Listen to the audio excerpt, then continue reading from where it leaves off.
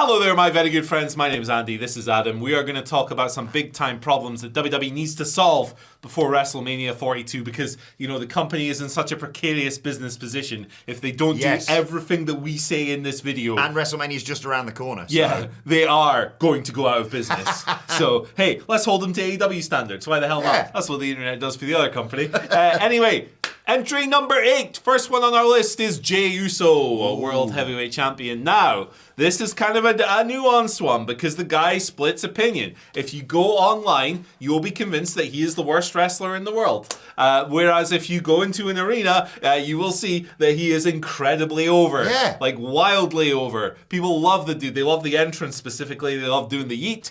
Multiple occasions now where he has had to just repeat the yeet. Into where that's become like a recurring bit.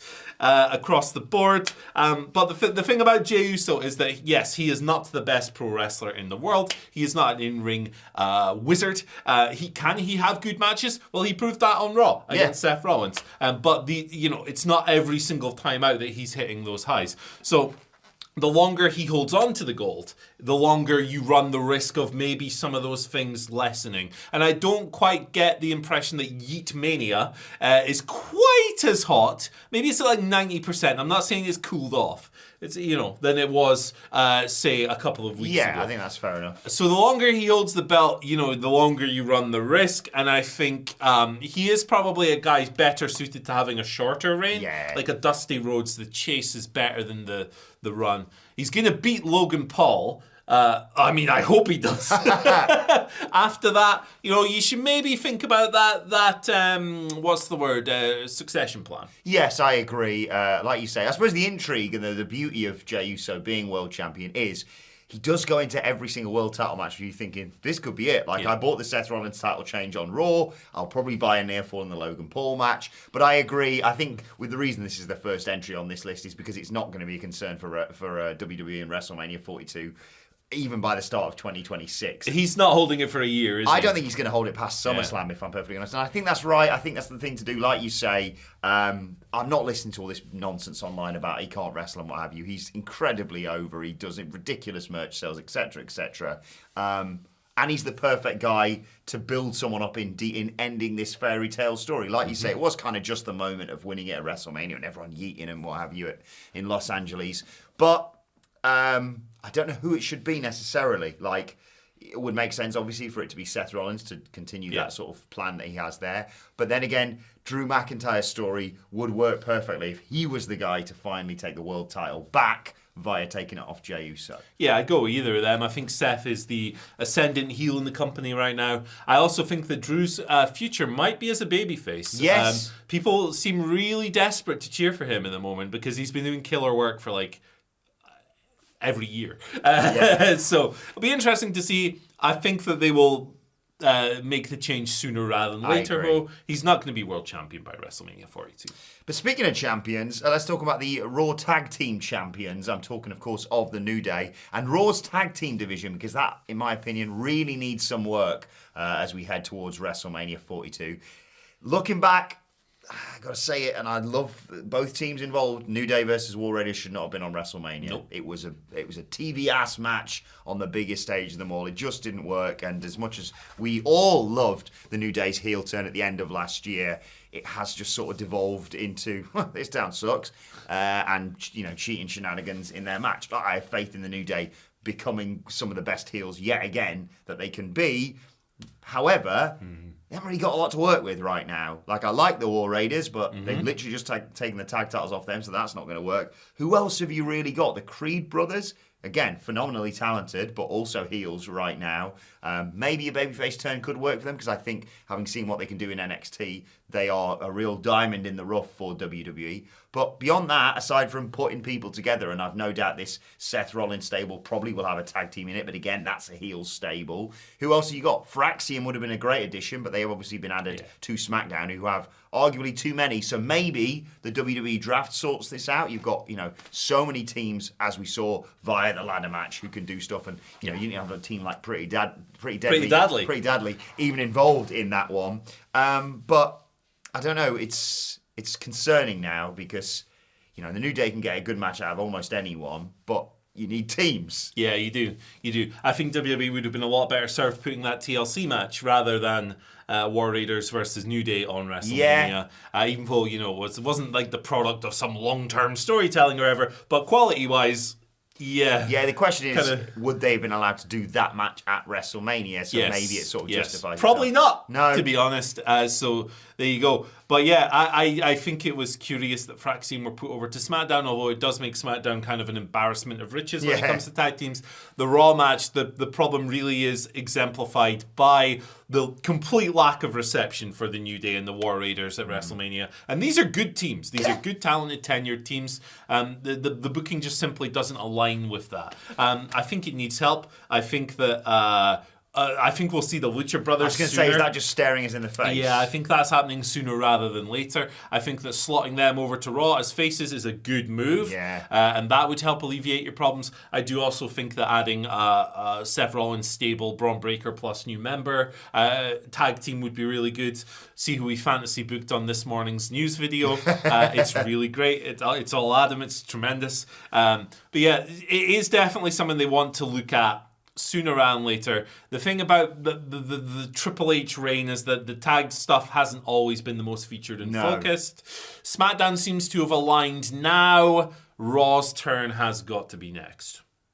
Shall we move on? Speaking of SmackDown. SmackDown is entry number 6 because this show is about to go from 3 hours to 2 hours in June. Mm-hmm. From a viewer standpoint, that's great because the show often feels like it's been stretched out. It's been a 2-hour show stretched out over 3 hours. Yeah. It often feels kind of filler-y.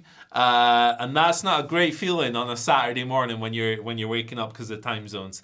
I'll obviously still watch it because I cover wrestling for a living and I'd rather do that than any other prior job I've had. I don't mean to sound like a privileged asshole, but I think most viewers would agree that the 3-hour format hasn't quite suited it. No. So this is a double-edged sword because it's good from a viewer standpoint and from just anyone who's consuming the show. Yeah. From a wrestler standpoint, it might not be so good and it could create some issues. You're losing an hour of TV, so theoretically you are losing opportunities to appear on screen. You're losing X amount of segments. Now, at times, this is kind of alleviated because at times SmackDown has just felt like instead of adding stuff, they've just pulled out the existing stuff. But undeniably, there will be people who miss out on TV slots as a result of this. And with the roster growing every single week, near enough, that might cause a few concerns. Again, all of this is a hypothetical ass list. Some of these things will have no negative impact whatsoever. This might be one of them. Some of them will. We're just speculating. But yeah, it'll be an interesting adjustment period that I'm looking forward to as a viewer. But if I'm like lower mid-card wrestler number 28, I'm probably looking at going, hang on a minute. How am I getting on TV now? I unfortunately think this is a sacrifice that has to be made, though, because admittedly, you could arguably, if you say, well, we need more TV time, just do that on Raw. You can shift people over via the draft. You've got arguably an unlimited time for Monday Night Raw, with it all being on Netflix, of course. So there's that aspect to it. So that maybe can hopefully counteract, like you say, the time that would be missed out. But then again, like I was excited for SmackDown to go 3 hours because I thought Raw as 3 hours had kind of really hit its stride and SmackDown was doing great stuff and you had so much potential and we were sat there speculating maybe Chelsea Green's finally going to get more time. Maybe numerous women wrestlers are finally going to get more spotlight. Maybe we're going to get loads of interesting new matches. And what we got, like you say, was just extended segments of the same people and then them seemingly not really planning for the matches, loads of impromptu matches, and loads of disqualifications, count-outs, no contest, whatever you want to call it. So I do think SmackDown going back to 2 hours will be beneficial, just of really honing them down into what's the most important stuff, and that arguably will benefit them with regard to WrestleMania 42, because I think all of us would agree that the build to WrestleMania 41 was not as good as the build to previous WrestleManias, certainly not WrestleMania 40. So I do think it's going to be beneficial for the most part, and hopefully, or, here's another option, instead of just doing 4 hours of Monday Night Raw, just really keep things tight. Yeah. There's nothing wrong with a 15-minute match becoming a 10-minute match if it's all killer, no filler. We saw that literally at WrestleMania last year with Seth and Drew. We haven't got much time. We'll just do a banger then. Yeah, exactly. If the show's good, from our standpoint, great. From the wrestlers, we will see fingers how crossed. that pans out. What are we moving on to? What the hell do you do with AAA? This was a very surprising development around sort of WrestleMania weekend, of course. Apparently, it was kind of bought on a whim. It seems that way. A bit of a reaction to AEW booking Arena Mexico. And as of yet, well, we don't know what their plans are, or if they have a plan whatsoever to do with AAA. Will it continue to be what it is, and it's just sort of a tangent of WWE? Will it become NXT Mexico? God, I hope not. Really hope not as well. And then, of course, you have to deal with the roster of AAA, whether you sort of amalgamate it akin to sort of how Ring of Honor stars were brought into AEW or what have you, or like you say, whether you keep it separate, or whether you do what they've kind of done with TNA, to be perfectly honest, and gone, yeah, we'll take Vikingo, we'll take that person, and there's a certain person on that roster called Alberto Del Rio we have to deal with as well. Dirty Bertie, baby. So the thing about this deal is that I don't think it's fully closed yet. No. So there is still a lot to come out in the wash with this. This is one that will be answered with time.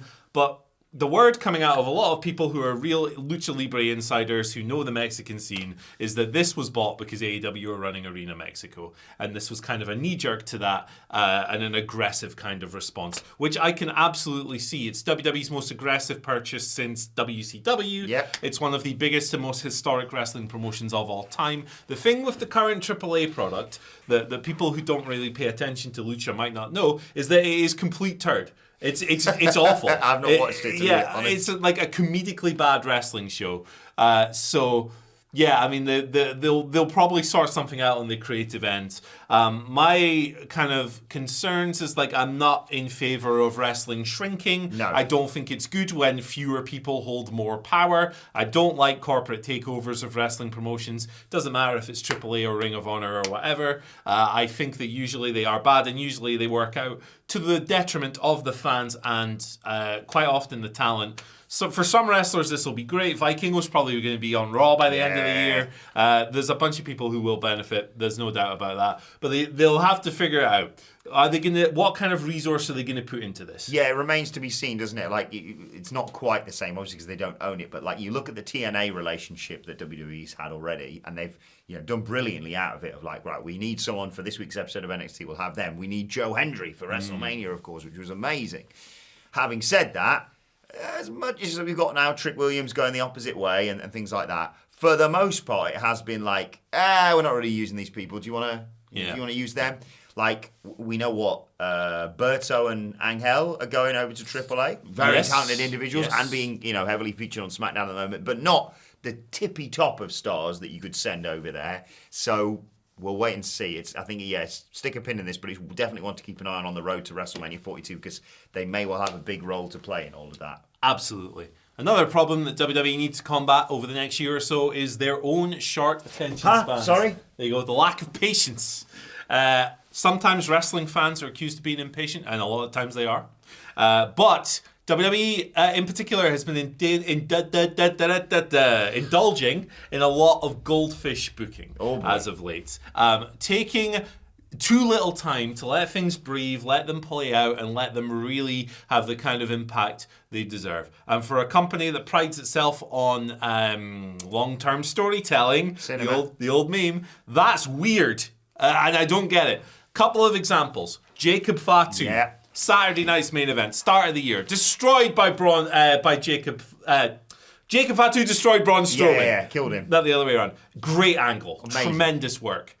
You let that sit for like a couple of months, it really sells the impact that this has had on Braun, who is a monster. He put a monster out for 2 months. Oh my goodness. What is this Jacob Fatu capable for? Never been away for this long from just a single attack. Yeah. Braun came back after 6 days. He was in the Royal Rumble. What are we doing? Gunther and Pat McAfee. Pat McAfee gets choked out, goes to the medic's room. He can't speak. He's messed up. It's bad. It's a big, impactful angle. It's good stuff. He's back the next week talking on TV. Gunther suspended indefinitely. One show. Take your time, guys. Start taking your time. I cannot stand this TikTok attention span booking. It's flicking through your little reels until you're on to the next development in the story. Let it sit there. Let Pat McAfee miss a month of TV. Let Gunther... You'd have a year, to be honest. I would have an eternity, actually. Let Gunther be suspended for like a month so it's more impactful. What on earth does, like in kayfabe, what does suspending someone for a week do? Nothing. No. It's a slap on the wrist. It's like finding a professional footballer who earns 20 million quid a year, £5,000. It's nothing. I wish they would just start taking a bit more time and letting these stories marinate on the pot. It's like when you're making a nice stew. You don't just throw everything in there and then take it out 2 minutes later. You let the flavors get to know each other in the pot. And then you take it off and it's absolutely delicious 2 hours later. Be more patient, guys. These little details really matter, and I used to be better at them. Yeah, I agree. I mean, it's an industry-wide problem as well, isn't it? Because there's so much of this stuff of like... It's everywhere. If someone turns heel and they maybe not have, you know, an earth-shattering promo the week after, people are so fast online. And I know it's a bubble, and we sort of referenced it with the Jey Uso thing, that it's not really reflective of how the wider general public feel about, you know, certain angles and what have you. But people will say, like, right, that angle's dead, so-and-so's washed or whatever. It's like, no, this doesn't work like that. This is, like you say, an industry that benefits far more from sort of month-to-month booking rather than necessarily week-to-week. But I completely agree with you with the examples that you used as well. And I think, you know, as much as people bitched and moaned about it at the time, what's been one of the best storylines in recent years, the whole Bloodline saga and Cody finishing the story. And that was, what, years and years in the making. Yeah, and at the end of the day, you're talking to Mr. Let It Play Out over here, so you're never going to get any disagreements with me on this one. But yeah, and we're talking about WrestleMania. I realise it's May 2024, and we're talking about 2025. What year is it? It's May 2025. We're talking about April 2026. But right now, you should be thinking, right, what do we want to culminate at next year's WrestleMania? Yeah. I believe that Triple H in recent years has had that sort of plan of like, right, well, we want...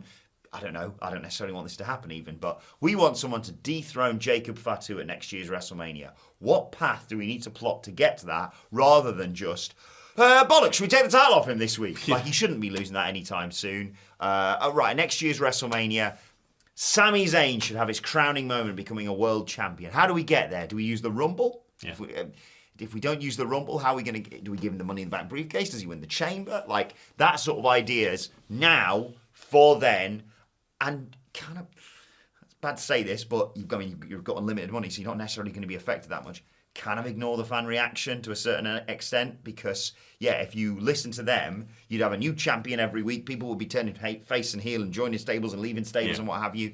Yeah, let stuff breathe. Nobody's got any patience. It's a global problem. And Sami Zayn, actually, you know, the other week, beaten down by Seth Rollins and his gang, he was on TV again the next week. Let things play out. Let them marinate. I agree. Right, let's talk about John Cena, of all people. This is his last year, of course, so he's, I mean, presumably going into the Hall of Fame next year's WrestleMania, one would assume. So. But throughout the rest of this year, he's got the world title. He's threatening to, you know, retire with it and take it away from all of us. That's not going to happen. But long term, you need to think about concluding this year with a babyface John Cena, right? Surely. You cannot end the year, as much as I'm intrigued by this heel run and who he faces and where we go from here. He kind of has to be a babyface when he says farewell because it'd just be a lovely moment. And it's nice in the way the calendar's fallen. One would assume they're going to have some sort of PLE in December. Survivor Series stays where it is, but a PLE in December that will basically just be a bye John Cena PLE. Farewell, you legend. But how do you get there? Do you take the title off him? For me, yes. And then that is the facilitation of this babyface turn. Who factors into it? Who should his last match be? In fact, let us know who you think John Cena's last match should be against in the comments section below. But how do you get there? Personally, as much as they've teased, you know, John Cena doing the whole, I'm going to take this title and retire with it, I wouldn't necessarily let it run till December, even November, of him holding this title. It should just be a threat that people are like, oh, bollocks, because he's not going to have great matches. No, he's just not capable. It doesn't matter who you put him against Cody and look what happened at WrestleMania. Yeah, he's fried. So personally, I'd have, you know, obviously a fair few title defenses. Maybe it's just me saying this because of some bias. Maybe CM Punk's the guy to take it back off him. Yeah. But what is the thing that facilitates the babyface turn? Because he can't suddenly be like, well, I've lost the title, so I guess I'm a good guy again. Shucks. Because he said, I hate your kids, I hate everything, basically. Hide your kids, hide your wife. That's been his narrative. That's his catchphrase. That's been his narrative. Yeah. Muscle loyalty, hide your kids, hide your wife. Yeah, there you go. There's a lot to write from a creative standpoint with this, and it's going to take a very skilled pen to transition John Cena back over to the babyface side. I really do like the idea of him and Punk and doing like an inverse of 2011, but that's hard because they're definitely going to make Cena face again by the end of the year, so it's tough to condense that. We'll see what route they take. The turn itself was so impactful that it feels like the face turn needs to be as impactful in a way. We'll see what comes of it, but Dwayne returns his soul. Well, maybe we'll talk about with a receipt or something. Maybe we'll talk about that guy in a little bit. Right? Shall we talk about PR for a little bit? That's number 2 on the list. Legendo. Well, he's not involved anymore, is he? I don't know. It's a bit murky. There's Paul. He prefers being called Paul, by the way. So people get annoyed when you call him Paul. He prefers it. Papa H. That's what I call him. I call him. Thank you, Papa. Terrorizing, personally. Papa John, actually. He's probably a more... Yeah. Maybe not, actually. He's not a good guy, is he? But yes. Speaking of which, negative PR. Yeah. PR in WWE has been really weird lately. Yeah. Really weird. Going into WrestleMania, you had Nick Khan over here claiming they don't bench people, despite, like 20 examples. Yeah. Where's Omos? Like, come on, what's going on? There's a bunch of others. You had John Cena saying he loves Vince McMahon, who, by the way, is under investigation and is the subject of a lawsuit concerning human trafficking at the moment. God.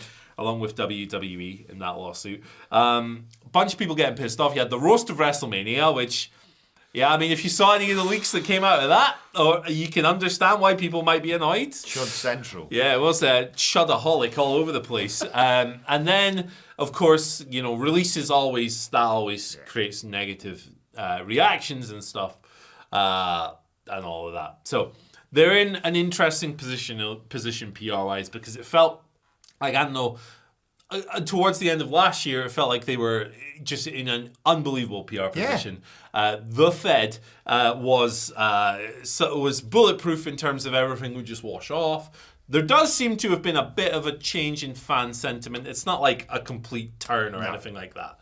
People aren't turning away in droves. But... yeah, their image is definitely on the slide a little bit, and I feel like a Chris LeGentle or someone, or Nick Khan or whoever, is probably going to want to do something about that. Yeah, is it just as simple as maybe just for a while letting the wrestling speak for itself? Oh yeah, shut up a little bit more. Shut up. Yeah. Book the shows. Put on. You are putting on great matches. TLC got 5 stars just the other day. Let the wrestlers wrestle. I know that sounds so basic and stuff like that, but like, I hate all these stories when they come out and it's like, I'm not sure if you've heard, but we've heard through a weird leak within WWE that Triple H is working 8 days a week and 25 hours. Gosh. I don't care. Yeah. I don't care. Just book good stories and put on good wrestling and don't. And, AEW's had a very good year, or, so far for this sort of thing. Less so if your name's Ricochet. But in terms of, like, taking shots at the opposition, Tony Khan seems like everyone thought that the Spring Breakthrough was going to be all like, screw you, WCW. There was nothing. And they were just like, no, we've achieved this record, but that's because we put on this sort of show. It feels like both companies now can just get on with it. There's no war. It's over. Just get on with it. Yeah. Just focus on the wrestling. Like, I don't care about all these nonsense. Oh, we're doing all these amazing things. Good. You know what's the best thing about doing those sorts of things? The fact you don't necessarily have to shout about it. I know they're going to. I know that's the way this, the Stephanie McMahon quote about, doing all those good things would actually be but maybe just... Oh, yeah. Philanthropy is the future of marketing. It's how brands will win. Yeah. Maybe no interviews for a bit as well. Like, you're not going to have to sell... Backlash is, literally just about to happen. But, like, you don't have to sell Money in the Bank. It's Money in the Bank. You've got the Saudi shows. They never are going to be a good PR look for anybody. Yeah. So there's no point doing media around that. Maybe wait until SummerSlam and have some stuff planned to be like, Here's the exciting stuff you can look forward to for the rest of this year. I don't know. Absolutely. But you look at like certain things. Hulk Hogan got booed. Dana White got booed at WrestleMania. I do wonder if WWE is maybe trying to now because it's owned by Endeavor. Yeah, internally if it's maybe trying to cultivate the same kind of image as the UFC now has, which is much more politicized, I think, than it was like 10 years ago. And it's very celebratory of that. I wonder if they're trying to cultivate the same image. I don't know, but there are clearly differences in the way the PR machine works now. Here's a good PR move. It's never going to happen, but how about you turn around for SummerSlam and say, you know what, we've heard what you've been saying, and we're going to keep our prices at this level because we've got enough money. Yeah, that'd be nice. Like, I think it's the UFC this weekend, and I saw the ticket sales, and we might be at the tipping point for the UFC of like, there it is. Yeah. That's the point where people have decided that's it, no more. Maybe see that, take that on board. It's your company as well as part of it, and go, well, we don't want to ever hit that sort of level. Yeah. So let's just, because the prices are preposterous. But you know what the slight problem with that is that the prices will go up, people will buy them, and then they'll go in the building and go, we set a new gate record because you all paid $1,000, and all these seals will sit there in the crowd going, yeah, I got ripped off, aren't I great? Yeah, so, you know, a lot of people are just really gullible at the end of the day. But hey, look, let's move on. Yes, and you know what you can do if your ticket sales aren't working? Call the Dwayner! My guy, best wrestler in the world ever. I will fight you, right? He's the best thing that ever happened to wrestling. Although right now, maybe not so much, because what's going on? What's going on, mate? Where is he? Is he over there? He's behind you. He's somewhere. Yeah, there he is. What's going on, mate? I mean, you've lost an arm. Oh, there it is. Yep. I don't think we can put it back. He's lost 2 arms. Whoa. Oh, he's got the microphone as well. What's going on, Dwayne? Oh, no, that's a complete snap. Dwayne, what's going on? Huh?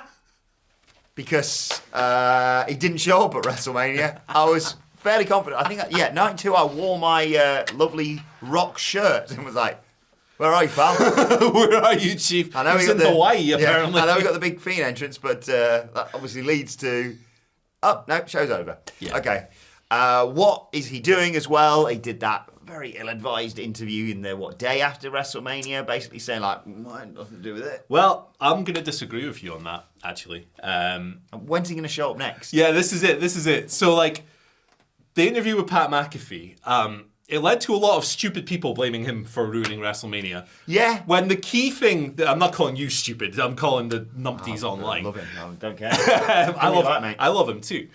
When in actuality, what he said was, the Elimination Chamber was a one-off. I was called to do this, yeah. And the entire booking team knew it was a one-off. So the people claiming that The Rock ruined WrestleMania, it's like, no, it's the booker's fault. They had 6 weeks to write a compelling WrestleMania ending, knowing that he wasn't going to be there. All reference, Dwayne's, boom, not a factor. Yeah, exactly. They had every opportunity to do that, and they chose not to. It's Triple H's fault that you didn't like the end of WrestleMania, annoyed person. It's not the Dwainers. He is, however, a sword of Damocles. We don't know what he does. We don't know what he does. Yeah, I realised earlier on in this video I did say, stop planning for WrestleMania 42 now. Well, things could change, pal. Yeah, absolutely. The thing is, if Dwayne wakes up tomorrow and decides that he wants to wrestle at WrestleMania 42, oh yeah, that's going to happen. And I'll pay whatever it takes, Dwayne. Because in the food chain, he is higher than Paul Levesque. He's the final boss. Yeah, he is the final. Well, Nick Khan's his final boss. Fair. But in an argument between Paul Levesque and Nick Khan over The Rock. Or The Rock is going to win every single time, and Nick Khan is going to side with him because they have an existing relationship. The Rock is higher up in the pecking order. Nick Khan's the WWE president. It goes Khan, Rock, Triple H, and a bunch of other people as well. Yeah. So he can disrupt things at the drop of a hat, and he will do that because he's nuts. He's the best. Yeah, he is the best. I love it too. But yeah, it's like. It's becoming a point where I think a lot of hardcore WWE fans watch every week are maybe a bit sick of this guy and his shenanigans. Yeah. I'm not personally, but it is something they want to think about. Yeah, this is one of those things. It is a problem. It is number one problem, without a question. I don't think there's a solution right now, though, because we can't sit here and say, maybe think about what you're going to do for WrestleMania 42 now with Dwayne. Yeah. Because that's all well and good. And you could say, fair enough, I'll completely stay out of it, for example. And then he could wake up in March and go, change of plan. Yeah. So I'll be main eventing WrestleMania, thank you very much. Yes. And suddenly, all your plans with Sami Zayn, CM Punk, Roman Reigns, Cody Rhodes, whoever it may be, maybe women main eventing again, hopefully. they could all go up in smoke because Final Boss does Final Boss things. He's going to do what he's going to do. But I think do it the other end. I think plan for Rock and then have. I know they sort of had that this year, contingency plans. I don't know.